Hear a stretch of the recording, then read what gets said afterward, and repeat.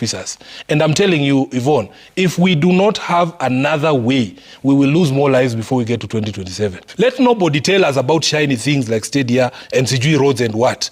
I am telling you, personally as Sifuna, we want a government that will respect the rule of law, that will respect human rights and the dignity of the people of Kenya. There is growing tension in Kenya's political circles following reports of a closed-door meeting between President William Ruto and opposition leader Raila Odinga at Statehouse. The meeting, which lasted about 30 minutes, is now being seen as a major turning point that could decide the political future of ODM Secretary General EDWIN Sifuna. Na nimesikia Sifuna anaongea na nguvu. Wakati unaongea mambo yangu Sifuna, ujue mimi ndio mwanzilishi wa ODM, so naenda polepole kidogo. Yes. Sources familiar with the matter say the meeting was not just a courtesy call or a routine check-in. It was urgent and sparked by remarks made by Sifuna during a recent Citizen TV interview. In that interview, Sifuna did not hold back. He openly criticized the growing closeness between Raila and Ruto, arguing that it had weakened the ODM party and left it exposed to criticism. He also claimed that Ruto could lose the presidency in the future, even with Raila's support. These remarks have caused discomfort not just within ODM but also among Ruto's inner circle. There will be no room for sentiment. The project of removing William Ruto does not allow for sentiment. We will not work with angels. There are no angels. Even Sifuna is not an angel. I have my faults. I'm not a perfect human being. But the national priority project of removing William Ruto does not allow for sentiment. So Dr. Fred Matiang'i has his faults. And, you know, that's why I said, I referred you to this preamble. What followed was a swift move by President William Ruto, who is said to have summoned Raila to Statehouse. The aim, according to insiders, was to seek clarity and possibly demand action over Sifuna'S outburst. Ruto is keen on maintaining a smooth relationship with Raila, especially at a time when he is trying to hold together a broad-based political front that brings together former rivals and long-time allies. The partnership is fragile, and any open defiance like Sifuna'S could shake its foundation. Reading a statement which has been authenticated by the party, then that is the position of the party. Otherwise, when he addresses the press, he could be addressing it as Senator of Nairobi. Ongee, anakubaliwa na tuwezi zuia mtu kuongea, lakini yale alisainiwa pale KICC ndio sisi tumeshikilia. Raila, on his part, is walking a political tightrope. While he is working closely with Ruto on several national matters, he still leads a party that has built its reputation on standing up to the same government. Balancing both sides has proven difficult, and Sifuna'S criticism is a reminder that not everyone in ODM is on board with the handshake era politics. Some party members feel betrayed. Others believe Raila has gone too soft on a government they once promised to hold accountable. The spokesman of the party is usually the Secretary General, Mr. Sifuna. When Mr. Sifuna speaks, he's speaking on behalf of the party. But then, Mr. Sifuna,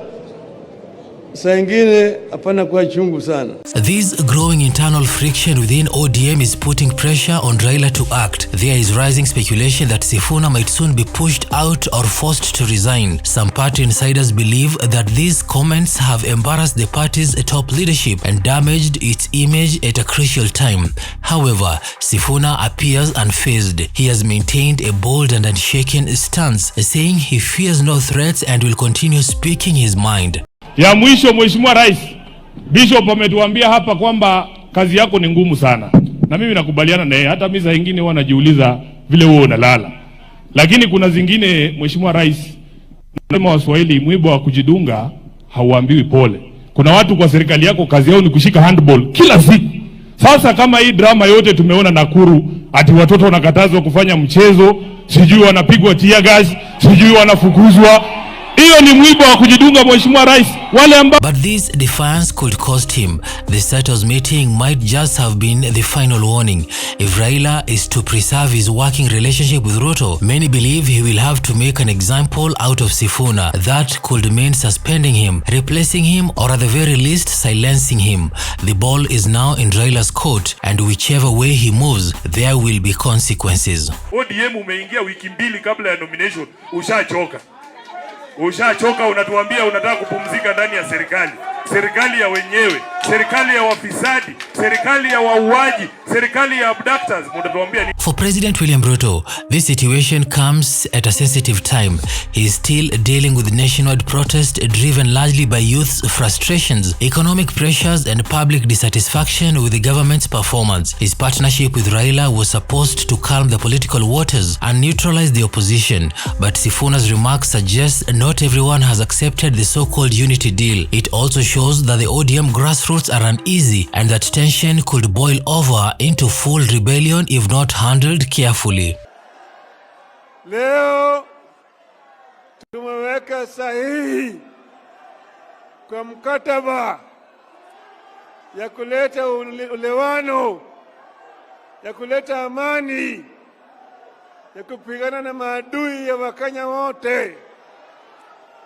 Ugonjwa, ujinga, umaskini na utawala mbaya, kidhuluma na kimabavu. Sawa, mara hii Ruto is also watching his own political base. Some of his supporters are uncomfortable with how close he has become to Raila, a man they once saw as the enemy. The criticism from Sifuna only adds fuel to that discomfort. It paints the picture of a president who is making deals with former rivals at the expense of his original support base. Ruto is therefore keen to protect his relationship, but also needs to show that he is still in control. The outcome of this political standoff could set the tone for Kenya's 2027 elections. If Sifuna is removed or silenced, it could mark a new phase of tighter control within ODM and a clearer path for the RAILA-RUTO alliance. But if Sifuna survives the storm, it will expose deeper cracks in the opposition and question Raila's grip on his own party. Na nimesikia Sifuna anaongea na nguvu. Wakati unaongea mambo yangu Sifuna, ujue mimi ndio mwanzilishi wa ODM, so naenda polepole kidogo. Yes.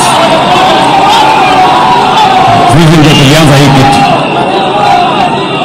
Ama namna gani?